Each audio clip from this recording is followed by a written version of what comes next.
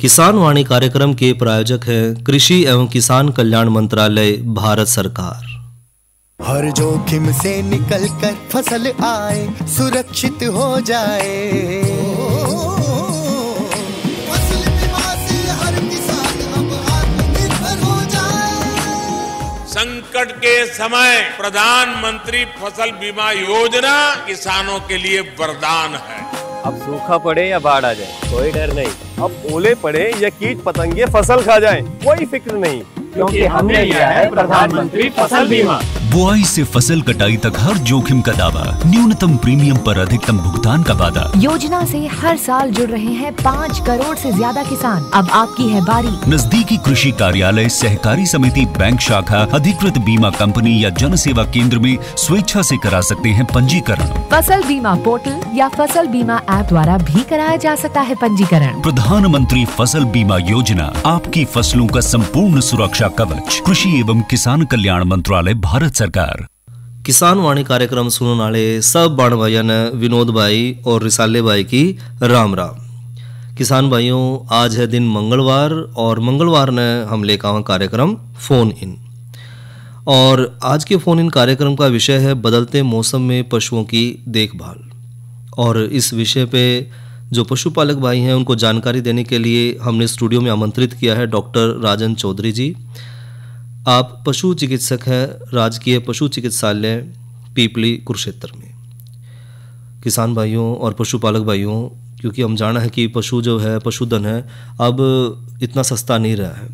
और जो मौसम बदल रहा है, गर्मी का मौसम तेजी से आने लग रहा है, मौसम में बदलाव होने लग रहा है, तो इस बदलते मौसम में पशुओं के साथ कई तरह की समस्याएं सामने आए हैं। तो इन समस्याओं के समाधान के लिए पशुपालक भाई जो हैं हमारे विशेषज्ञ डॉक्टर राजन चौधरी से इस विषय में जो भी समस्या है वो पूछ सके हैं। और आकाशवाणी कुरुक्षेत्र का दूरभाष नंबर है 01744 221 कुरुक्षेत्र का STD कोड है 01744 और फ़ोन नंबर है 221 322। और डॉक्टर साहब से इस विषय में बातचीत कर रहे हैं हमारे सहयोगी साथी रिसाला भाई। कार्यक्रम किसान वाणी में रिसाले भाई की ओर तभी राम राम। और आज हमारे साथ हैं स्टूडियो में डॉक्टर राजन चौधरी जी, पशु चिकित्सक, राजकीय पशु चिकित्सालय पीपली से। आज हम बातचीत करेंगे बदलते मौसम में पशुओं की देखभाल पर। तो डॉक्टर साहब, आपका सबसे पहले स्वागत स्टूडियो में है और आपको नमस्कार। नमस्कार आपको भी और सभी किसान भाइयों को जो भी इस कार्यक्रम को सुन रहे हैं सबको मेरा नमस्कार। डॉक्टर साहब देखिए, आजकल का जो मौसम चल रहा है वो है गर्मी शुरू हो रही है जी, और सर्दी जा चुकी है जी। जैसे मनुष्य है उसी प्रकार से पशु, बिल्कुल ठीक। तो उसी तरह जो है हमारे जो पशु हैं उनको भी थोड़ी समस्या आती है मौसम में जी, बिल्कुल। कि जिस तरह के जो मौसम चल रहा है और बदलाव भी चल रहा है, इसी प्रकार जैसे अपने को खांसी जुकाम हो जाए उसी तरह पशुओं के ऊपर जो मौसम का प्रभाव रहा है आजकल जी, इस मौसम में पशुओं की देखभाल कैसे करेंगे जी। ये बहुत ही समय से किया गया प्रश्न है और मैं उम्मीद करता हूं कि सभी किसान भाई जो हमारी वार्तालाप है आज इससे जरूर लाभान्वित हो पाएंगे। देखिए, इस समय जो सबसे ज्यादा समस्या का जो इस समय जो वजह बन रही है वो है चीचड़े, पशुओं के जो चीचड़ लग जाते हैं, और साथ में दूसरी मच्छर और मक्खियां। ये सबसे बड़ा आज के दिन, क्योंकि बदलते मौसम में ठंड के बाद ठंड के अंदर इनकी जो जनसंख्या है वो बड़ी कम हो जाती है, मच्छरों की और साथ ही चिचड़ियों की भी, लेकिन अब बहुत बढ़ चुकी है। तो मेरा सभी किसान भाइयों से निवेदन है कि जितने भी हमारे गोवंश के पशु हैं, गाय है, बछड़ियां हैं या बछड़े किसी ने रखा हुआ है तो इन सभी को जो है ना आजकल हमारे पशु चिकित्सालयों के अंदर दवाई जो है ना चीचड़ों को मारने की दवाई मुफ्त उपलब्ध है। तो आप डॉक्टर साहब पहले एक फोन ले लेते हैं। जी बिल्कुल। हेलो हेलो, हाँ जी, कौन बोल रहे जी? राम राम भाई। राम राम जी, कौन बोल रहे हैं? भाई श्यामगढ़ से, जिला करनाल, गाँव श्यामगढ़ से बोल गया भाई मैं। क्या नाम जी आपका? मुस्तकीम। मुस्तकीन जी, हाँ जी, पूछो, क्या पूछना चाहोगे? ये बकरे के बारे में जानकारी दो था सर जी। जी बोलिए, क्या प्रश्न है? हाँ जी, नमस्कार जी, आप पूछिए, क्या पूछना चाह रहे हैं? सर जी, मेरा सवाल ये है, मेरे पास 2 बकरी है, उनके बारे में बताओ। गर्मी पुरने के लिए, बचाने के लिए कुछ तरीका बताओ। किस चीज से बचाने के लिए? गर्मी से के बारे में। अच्छा, देखिए, इसके अंदर ज्यादा कुछ विशेष आपको चिंता करने की जरूरत नहीं है। भगवान ने जो है ना, बकरियां और भेड़ें ये ऐसे जानवर हैं जिनको गर्मी से बचाने के लिए कुदरत ने इनको पहले ही बनाया है। बस देखिए, ध्यान रखने का जो एक बात है वो है कि आप कि जो भी आपके नजदीक पशुओं का हॉस्पिटल जो लगता है, पशु चिकित्सालय जो भी है, आप वहां से लाके आप उनको पेट के कीड़ों की दवाई जरूर से जरूर दे दें। क्योंकि हम ये रिकमेंड करते हैं कि भी बरसात शुरू होने से पहले जितनी भी हमारी भेड़ें या बकरियां हैं, सभी के सभी को पेट के कीड़ों की दवाई दे दी जानी चाहिए। तो ये जो मतलब कि बहुत सारी बीमारियां से, एक फड़किया रोग होता है, इसमें क्या पशु क्या करते हैं, चक्कर काट काट के मतलब फिर वो मर जाता है, मौत हो जाती है उसके अंदर।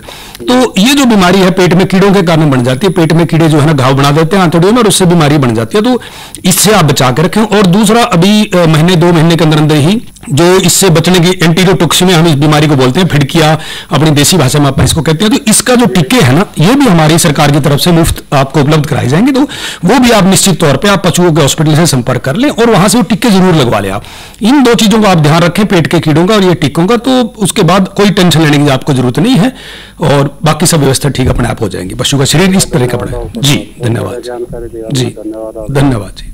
तो डॉक्टर साहब चर्चा कर रहे हैं चिचड़ियों पर। जी सर, तो चिचड़ियाँ एक ऐसी चीज है, देखिए, जो बना बनाया खून है पशुओं के शरीर से, वो ये चूसती हैं और साथ ही साथ कई सारी बीमारियों के कीटाणु अंदर छोड़ देती हैं। जैसे मैं और आप इस बात को अच्छी तरह जानते हैं कि मच्छरों की वजह से डेंगू बीमारी है एक, और जो दूसरा मलेरिया हो जाता है। तो इसी तरीके से पशुओं के अंदर भी 3 बीमारियां जो चीचड़ पैदा करते हैं, जी, बड़ी खतरनाक बीमारियां हैं। और देखिए, अक्सर हमारे किसान भाइयों को ये रहती है कि हम दवाई लेके गए, हमने लगाई और चिचड़ी मरती नहीं है। देखिए, इसके लिए सिर्फ 2 बातें बड़ी जरूरी है। नंबर 1 बात तो सही घोल बनना, पशु उस पानी के अंदर जब आपने घोल बनाना है तो उसका सही घोल बनना जरूरी है। ये जो घोल है, ये 2 ml दवाई और 1 लीटर पानी में मिला के हम मिक्स करके लगाते हैं पशुओं के शरीर को। जी, तो ये निश्चित तौर पे ध्यान रखें। हमारे किसान भाई क्या करते हैं कि पानी ले लिया, वो भी अंदाजे से, और दवाई डाल लेंगे वो भी अंदाजे से। तो ये अंदाजा हमने नहीं करना। जब तक सही मात्रा के अंदर दवाई आप मिक्स नहीं करोगे तो चीचड़ नहीं मरेंगे। और एक बार आपने लगवा दी ना दवाई, तो चीचड़ निश्चित तौर पे मर जाएंगे, अगर सही आपने उसकी मात्रा के अंदर दवाई का इस्तेमाल किया है। दूसरी खास बात यह है कि आप समझते हैं कि जैसे मच्छरों के लिए हमने एक दिन दवाई घर में छिड़क दी, नेक्स्ट डे हम देखते हैं कि फिर मच्छर आ गए। तो हम ये नहीं कहेंगे कि इस दवाई से मच्छर मरे नहीं, मच्छर तो मर गए जो घर के अंदर थे, लेकिन और मच्छर आ गए।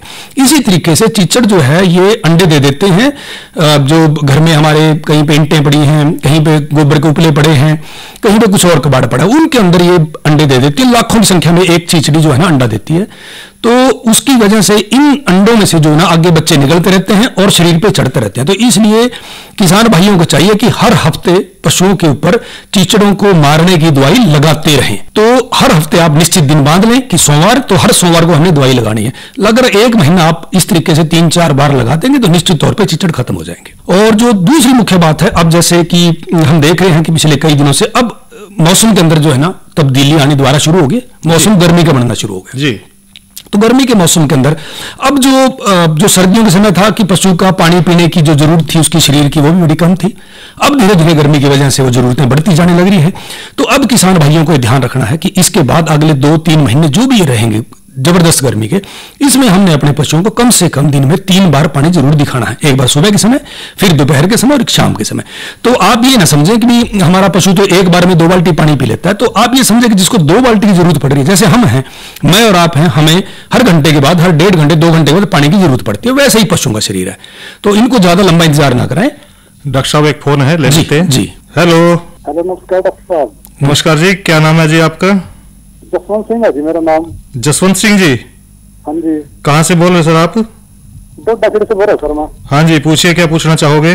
गाय जी मेरी जाने ना, और ये 5 गया जी कहीं ले गए, और दवाई भी कोई असर नहीं हो रहा। क्या कह रहे हो आप? गाय को गाय दांसा जी, दांस रही है। अच्छा, कितनी बार दांसती है दिन में? कई बार दांस गए, 5-6 लग जाता जी। मतलब जैसे अब दांसने लगी तो लगातार 5-6 बार दांसेगी और फिर दिन में 5-6 बार दांस लेगी? हाँ जी सर, ऐसी है। ओके, तो देखिए, जब तक मैं आपको बता दूं और बाकी किसान भाइयों के लिए भी कि 1 आध बार, 2 बार, 3 बार अगर पूरे दिन के अंदर कोई पशु दांसता है और एक बार दांसने में 1 या 2 बार दांस के रह जाता है ना, तो नॉर्मली हम इसके लिए दवाइयां नहीं देते। ये हम इसको साधारण, मतलब साधारण तो नहीं है बट फिर भी हम साधारण की कैटेगरी में मान लेते हैं, क्योंकि दवाइयों का भी अपना एक, आप समझते हैं कि दवाइयां जो अंग्रेजी दवाइयां हैं ये नुकसान भी करती हैं, लेकिन जब 4-5 बार से ज्यादा पशु दांसने लग जाता है तो फिर उसको हम कहते हैं कि दवाई की जरूरत होती है। वैसे तो अगर आपने सही दवाई दिलवाई होती तो ठीक हो जाना चाहिए था, ऐसी तो बात नहीं थी इसकी। डॉक्टर साहब उन्होंने लाया नाड़ में 4 टिक्के जी, 2 टिक्के लाए 3 दिन जी, 1 दिन छोड़ के जी, तो कुछ सर उसमें कुछ फर्क नहीं पड़ा। अरे ब्याने ना आज हम सोचते हैं कि कुछ प्रॉब्लम ना हो जाए। ब्याने के कितने दिन बच रहे हैं? डॉक्टर साहब देखिए, इसमें 2-4 बार दांसने से तो खैर कोई फर्क नहीं पड़ा करता होता, ज्यादा चिंता की इसके अंदर कोई विशेष ज्यादा बड़ी बात तो देखो नहीं है। 2-3-4 दांसने के लिए हम चिंता तब करते हैं जब पशु ने खाना पीना कम कर दिया और उसके शरीर के जो बाल है ना वो सुबह के टाइम खड़े होने लग जाए, तब हम मानते हैं कि हाँ अब इसको अच्छी इन्फेक्शन हो गया। तब इसके लिए एक बड़ी अच्छी दवाई है। आप नजदीक हॉस्पिटल कौन सा पड़ता है आपके, बड़ा हॉस्पिटल कौन सा पड़ता है? ये यही अभी एक पुराना बस स्टैंड कुरुक्षेत्र जी। अच्छा, तो आप एक काम करें, किसी भी दिन आप समय निकाल के मेरी नजदीक पिपली पोस्टिंग, आप मेरे पास आ जाएं और मैं आपकी सारी बातें, पिपली हॉस्पिटल है ना जो पशुओं का हॉस्पिटल पिपली के अंदर है, यहाँ आप आ जाए, मैं आपको दवाई बता दूंगा सर इसमें। हाँ जी सर, जी। क्या नाम सर आपका? डॉक्टर राजन चौधरी। ठीक है जी। तो साथ ही हम किसान भाइयों से बात कर रहे थे कि अब जो है ना पानी की जो कमी है, पानी की कमी का हमने विशेष तौर पे ध्यान रखना कि पशु को पानी, शरीर में पानी की कमी ना हो। अच्छा, दूसरी अब किसान भाइयों की जो चिंता है वो ये रहती है इस समय पे कि दूध हमारे पशुओं का कम हो रहा है। तो अक्सर रोजाना हमारे पास पशुपालकों की काफी सारी जो इस तरह की लेके समस्याएं आती हैं कि हमारा पशु ने दूध कम कर। देखिए, ये एक ऐसा समय है कि अब जो बरसीम थी हमारे पास, हरा चारा था, तो वो अब धीरे धीरे खत्म होने लग रहा है, वो पक रही है। जब बरसीम पक जाती है ना तो उसमें क्लोराइड की मात्रा ज्यादा हो जाती है, तो उससे क्या होता है, आपने महसूस किया होगा कि हमारे जो पशुओं का दूध जो है ना ये भी थोड़ा सा नमकीन बन जाता है। इस समय पे जो पशु, जितने भी पशु दूध देंगे उनका थोड़ा थोड़ा सा नमकीनपन आ जाता है। तो इस क्लोराइड की वजह से और हरा चारे की कमी की वजह से जो है ना, ये थोड़ा समय एक ऐसा है कि इसमें थोड़ा दूध की कमी हो जाती है। तो इसलिए किसान भाइयों को चाहिए कि जो कमी हरे चारे की वजह से बनी है पशु के शरीर में, उसकी पूर्ति हम थोड़ा सा गेहूं का दलिया बढ़ा के, थोड़ी खल बढ़ा के, हल्की हल्की इन चीजों के अंदर बढ़ा के, ताकि जो शरीर की जरूरत है दूध को पैदा करने के लिए, वो जरूरत को हमने उसकी पूरा करना है। क्योंकि हरे चारे से जो प्रोटीन मिल रहा था, बरसीम से जो प्रोटीन मिल रहा था, उसकी मात्रा अब पशु के लिए उतनी नहीं रही जितनी उसको चाहिए है, इसलिए पशु दूध कम कर देता है। तो यही एक वजह रहती है कि कई बार पशु गाभिन होने में भी इस समय पे प्रॉब्लम हमारे करते हैं। तो किसान भाइयों को चाहिए कि थोड़ा सा दलिया जो है ना अपना जो घर पे आप बनाते हैं तो उसकी थोड़ी मात्रा बढ़ा लें, थोड़ी खल की मात्रा बढ़ा लें, तो उससे ये चीज भी काफी हद तक ठीक हो जाएगी। डॉक्टर साहब पहले एक फोन ले लेते हैं। जी सर, जी। हेलो, नमस्कार सर। नमस्ते जी, कौन बोल रहे जी? जय भगवान, जिला करनाल। जय भगवान, कहाँ से जी? गाँव कैमला, जिला करनाल। कैमला से जी? हाँ जी। हाँ, क्या पूछना चाहोगे जी, पूछिए। सूर फार्म का रखा जी। नमस्कार जी। नमस्कार जी। सूर फार्म का रखा जी, 12 सूर्य भी आगे है हमारे जी, उनमें से 2 महीने पहले आगे जी सभी सबसे मशहूर। उसके लिए आगे मतलब पहली बार गए थे, आगे क्या करना चाहिए? देखिए, जो समय से पहले जो जहां तक बयाने का सवाल है, तो इसको तो आप किसी बीमारी की कैटेगरी में देखकर नहीं मानते। इसके पीछे कई सारे कारण हो जाते हैं। कई बार क्या रहता है कि नॉर्मली थोड़ा पहले बयाने के पीछे एक वजह यह रहती है कि अगर शरीर को पूरी खुराक नहीं मिलती, एक मतलब ये कारण, ये सैकड़ों कारण हैं, उनमें से मैं 2-4 आपको मुख्य गिनवाऊंगा कि अगर जो पशु को जो चारा मतलब जो खाने के लिए इनको जो चाहिए है, अगर उसके अंदर कुछ कमी है या तो उसकी मात्रा कम है, और या फिर क्या है कि कई बार जो हम मतलब कई चीजें इसके अंदर, चारे के अंदर भी जो हम लेके आते हैं पशु, इनको डालते हैं सुअरों को, तो इसके अंदर कई बार फंगल ग्रोथ हो जाती है, फंगस बन जाती है, तो वो भी एक तरह का जहर बनता है। तो वो उसकी वजह से भी कई बार जो है ना ये बच्चे थोड़ा जल्दी बाहर आ जाते हैं। तो वाकई हम ये सारे के सारे मतलब 15-15 दिन के बाद गए, सिर्फ एक सूर्य के हो जाए। हाँ, तो ये इसको आप ज्यादा गंभीरता से ना लें। देखो, ये तो इस चीज को पहले ये जान पाना कि ये जो है ना बच्चा जल्दी आ जाएंगे इसके या टाइम से भी आएगी, इसको अपन बता नहीं सकते। इसके अंदर बहुत सारे कारण हैं, इसके अंदर मतलब सैकड़ों कारणों के। जी, मैं डॉक्टर ये जानना चाह रहा हूँ जी, आपके के लिए मतलब ऐसा ना हो किसी भी सूर्य। मैं श्रीमान जी आपको मैं यही बताना चाह रहा हूँ कि इस चीज के ऊपर अपना कंट्रोल नहीं है। आप ऐसा कोई कारण हम ढूंढ नहीं सकते। 15 दिन पहले मैं नहीं बता सकता आपको कि इसको ये 5 दिन के बाद जो है बच्चा डाल देगी। इस तरीके का बताना बड़ा इम्पॉसिबल काम है जी। अच्छा जी। हाँ जी, जी। मेरा प्रश्न ये है सर, जैसे ये पत्ता गोभी है, फूल गोभी है जी, बाजार में सस्ती हो रही, क्या डाल सकते हैं? हाँ जी जी जी, आप डाल सकते हैं, कोई दिक्कत नहीं है। लेकिन बस थोड़ा सा आपने ध्यान ये रखना होता है कि जब भी आप इनके खाने में बदलाव करें वो धीरे धीरे करें। मतलब ऐसा ना करें कि जो खाना आप आज तक खिला रहे थे उसको खिला के और अगले दिन से आपने बंद कर दिया और दूसरा शुरू कर दिया। तो अगर आपने ये चीजें डाल रहे हैं तो थोड़ी थोड़ी डालना शुरू कर दो, धीरे धीरे करके बदलाव करें। मतलब बदलाव जो आपने करना है ना उसमें धीरे धीरे करना है आपने वो। अच्छा जी। और इस तरह प्रश्न मेरा ये है, जैसे ये स्वाइन फ्लू आता है पोल्ट्री फार्म में जी, क्या ये सूर फार्म में भी आ सकता है? क्या चीज आता है, क्या कह रहे हो आप? ये जैसे पोल्ट्री फार्म में स्वाइन फ्लू स्वाइन नहीं है, स्वाइन फ्लू जो है ना, स्वाइन का मतलब होता है सुअर। स्वाइन फ्लू का मतलब जो सुअरों में आने वाली बीमारी है। तो हाँ, ये वैसे बनती तो मतलब सुअरों से ही है, लेकिन सुअरों के अंदर ये बीमारी उतनी खतरनाक नहीं है क्योंकि इसका कीटाणु जो है ना सूअर से निकाला गया था, इसलिए इसका नाम स्वाइन फ्लू रखा हमने। लेकिन जो बीमारी सूअरों में खतरनाक है वो है स्वाइन फीवर, हॉक कोलरा हम उसको कहते हैं। उसके टीके साल के लिए उपलब्ध होते हैं हॉस्पिटलों में, वो आपने निश्चित तौर पे लगवाने हैं। इस बीमारी से, स्वाइन फीवर की अगर बीमारी में क्या देखोगे आप, एकदम जितने भी पशु हैं आपके सारे के सारे, उनका शरीर जो है ना लाल हो जाता है, सारा शरीर नीचे से पूरा शरीर लाल हो जाएगा, खाना पीना छोड़ देंगे और मौत बहुत ज्यादा होती है उसके अंदर। तो ये जी मतलब ये कौन से महीने में ज्यादा वो होती है, प्रकोप करती है? इसका महीना, ये अभी प्रकोप चल रहा है सर। इसका दिसंबर से प्रकोप शुरू होता है और लगातार 3-4 महीने तक चल ही रहा है इसका। जी बहुत बहुत धन्यवाद। डॉक्टर साहब थोड़ी मौसम की जानकारी ले लेते हैं। जी बिल्कुल। किसान भाइयों राम राम। मौसम पूर्वानुमान एवं कृषि सलाह के साथ मैं हूं डॉक्टर ममता, मौसम विशेषज्ञ, चौधरी चरण सिंह, हरियाणा कृषि विश्वविद्यालय कृषि विज्ञान केंद्र कुरुक्षेत्र। किसान भाइयों, जिले का आज का अधिकतम तापमान 34.3 डिग्री सेल्सियस रहा। न्यूनतम तापमान 20.3 डिग्री सेल्सियस रहा। नमी की बात करें तो सुबह और शाम की सापेक्ष आर्द्रता 49 और 11% रही। हवा की रफ्तार 20 किलोमीटर प्रति घंटा रही। अब हम बात करते हैं आने वाले मौसम के पूर्वानुमान की। किसान भाइयों, 15 अप्रैल तक मौसम आमतौर पर खुश्क रहने का पूर्वानुमान लगाया जा रहा है। इस दौरान तापमान में हल्की वृद्धि होने का पूर्वानुमान लगाया जा रहा है। तापमान में वृद्धि 2 से 4 डिग्री सेल्सियस तक की हो सकती है। साथ ही किसान भाइयों, इस दौरान वातावरण में नमी की मात्रा में गिरावट आने का पूर्वानुमान भी लगाया जा रहा है। और 13 अप्रैल तक जिले में हवाएं चलने का पूर्वानुमान लगाया जा रहा है। हवा की गति 20 से 25 किलोमीटर प्रति घंटा हो सकती है। अब हम बात करते हैं मौसम पूर्वानुमान आधारित कृषि सलाह की। किसान भाइयों, जैसे कि हवा चलने का पूर्वानुमान लगाया जा रहा है, आपसे निवेदन है आप अपनी फसलों से संबंधित कार्य रोक लें। धन्यवाद। तो मौसम की जानकारी के बाद जो है ना किसान भाइयों को जो है ना हम किसान कॉल सेंटर का नंबर भी बताते हैं, हर रोज बताते हैं।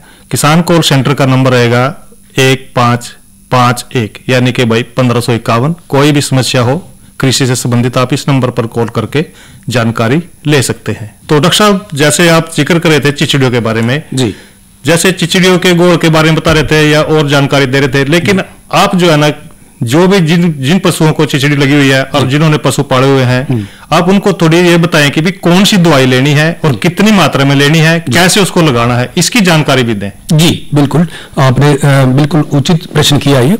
तो मैं किसान भाइयों को बताना चाहूंगा कि वैसे तो जो आपके निकटवर्ती पशु चिकित्सालय हैं लगभग सभी में दवाइयां उपलब्ध हैं, मिल जाती हैं। लेकिन बाई चांस अगर ऐसी स्थिति बनती है कि किसी समय पे किसी हॉस्पिटल में दवाई खत्म हो गई है, तो वो किसान भाई किसी भी दवाइयों की दुकान से, जो भी दुकानें होती हैं जो जिस पे आदमी की दवाइयां मिलती हैं, उनसे ही दवाइयां मिल जाती हैं।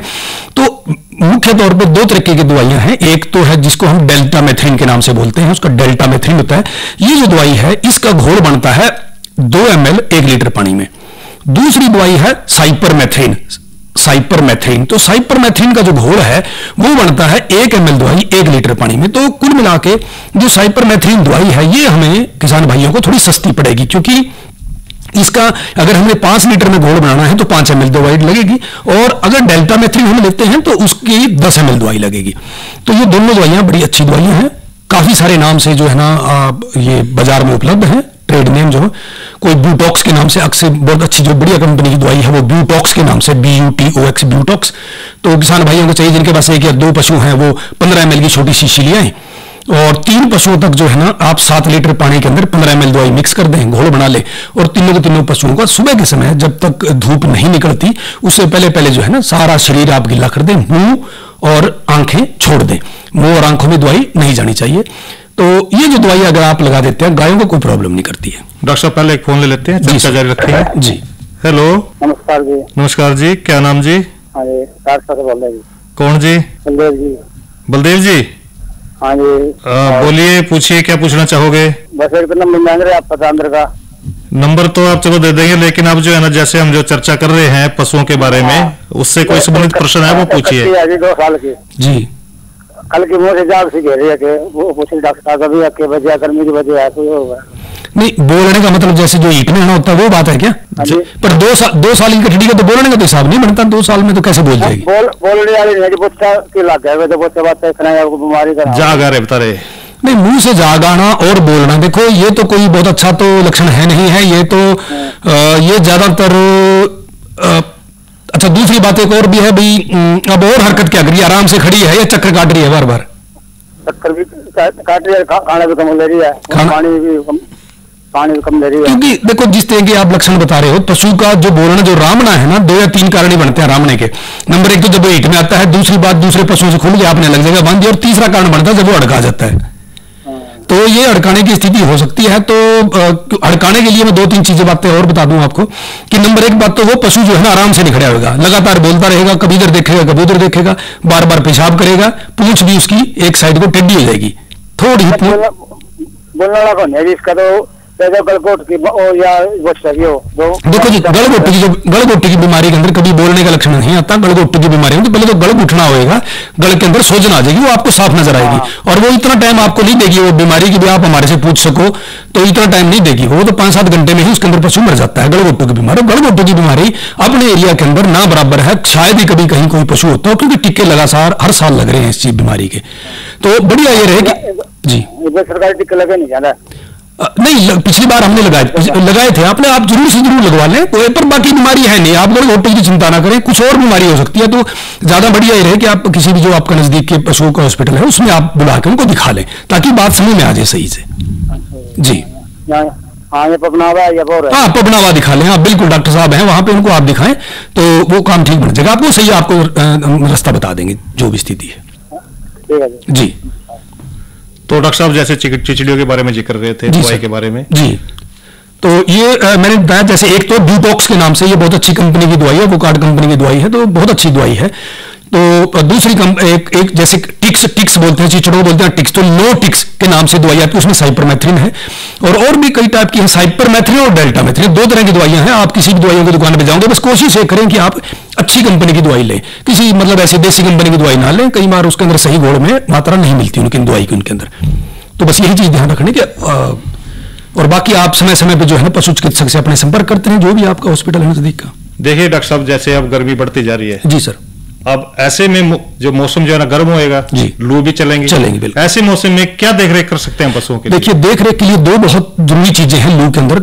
कई बार क्या होता है कि देखिए, एक तो जो हमारे पशु जो बाड़ा हमारे पशुओं का है, हम ये हमेशा ये कहते हैं कि बाड़ा हमेशा ही पूर्व और पश्चिमी दिशा में होना चाहिए, यानी कि वो खुले पूर्व की तरफ और पश्चिमी तरफ इस तरीके से होना चाहिए, उत्तर दक्षिण दिशा में नहीं होना चाहिए। इसके पीछे वजह यह रहती है कि लू जो है, लू के समय में जो हमारे पशु हैं, इनके शरीर क्योंकि बहुत बड़ा शरीर है, तो इनको ठंडा करने के लिए हवा का आना जाना, इनके उनकी जो घर है, जो बाड़ा हमने बना रखा है, उसके अंदर आना जाना बहुत जरूरी है, हवा का आना जाना बढ़ना। तो ये बात आप निश्चित तौर पे रखें। हमारे किसान भाई क्या करते हैं, जैसे पूर्व साइड से तो मान लिया खुला हो गया वो आपको, लेकिन पश्चिम साइड में पूरी की पूरी दीवार हो जाएगी और उस दीवार के अंदर कोई सुराख नहीं होता। तो ऐसी स्थिति में बड़ी खतरनाक मौसम बन जाता है, पशुओं का शरीर जो है ना अपनी गर्मी शरीर से बाहर नहीं पशु निकाल पाता। तो खुला हवादार उसके स्थान का होना बहुत जरूरी है, और जो वृक्ष की जो छाया है वो आज के दिन इन अगले 2-3 महीनों के लिए पशुओं के लिए रहेगी वरदान। बहुत से पशु किसान भाई जो है ना, जो लोहे की टीन शेड डाल देते हैं या पत्थरवाई डाल देते हैं, तो वो बहुत गर्म रहती हैं। तो या तो इन 2-3 महीनों तक जब तक बारिश नहीं आती, या तो टीन शेड के ऊपर जैसे बोरियां हैं पुरानी वो डाल सकते हैं, या पराली के पूरे अगर आप उसके ऊपर डाल दोगे तो वो एक बहुत ही बढ़िया अच्छा मकान बन जाएगा, जिसके अंदर पशु को दिक्कत नहीं बनेगी।